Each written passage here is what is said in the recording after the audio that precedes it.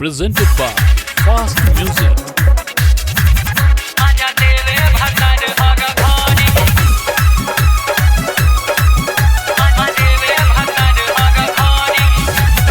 Music by Vikas Bihari.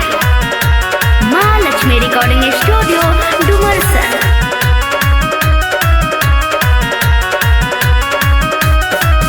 जब से भइल बा शादी खूब मिलता है आजादी।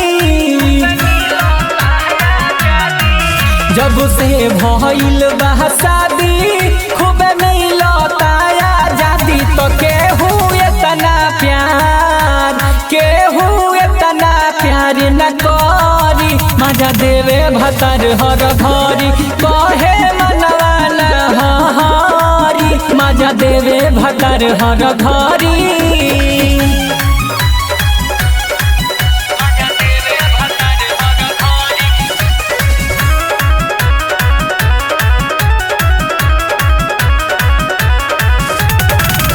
एको क्षण न नजरी से करे हमके दूर हो से जिया पसैया प्यार करे भरपूर हो।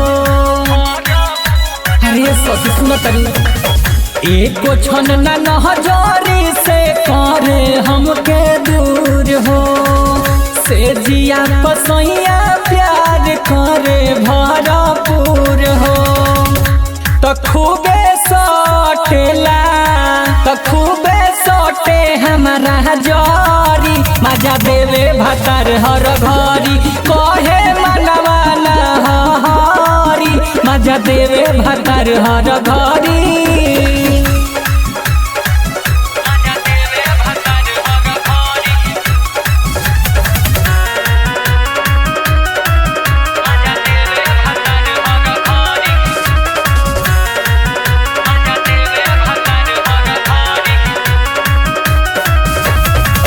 रूसिले तो हाथ हमार धके मानावेला दीपक दिलवा अशोक समझावेला।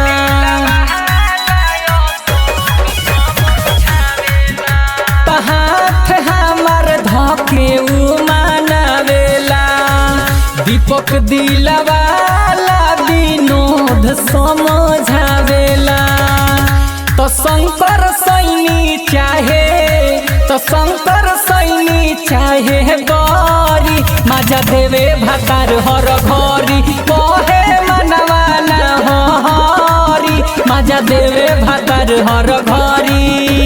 चूस गइले सखी। Mahalakshmi Recording Studio, Dumarsan.